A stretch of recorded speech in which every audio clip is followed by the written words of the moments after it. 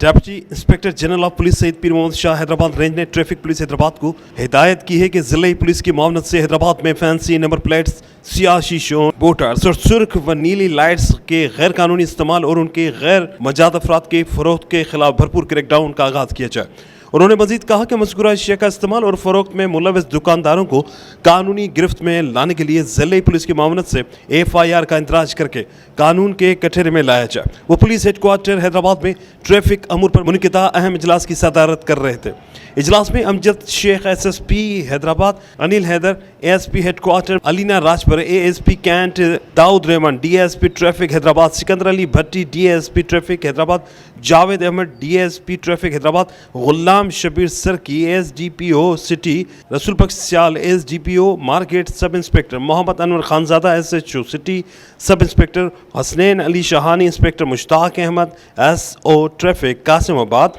Inspector Muzaffar Baig SO traffic Latifabad, sub inspector Yaqoob बहलम SO traffic market, sub inspector Naeem Ahmed Rajput SO traffic city, sub inspector Sami Ansari और HMC के नुमाइंदों ने शिरकत की। DIGP Hyderabad range ने ट्रैफिक कवानीन की आगाही के लिए आगाही वॉक और तशरीह मुहिम के आगाज़ पर भी जोर दिया।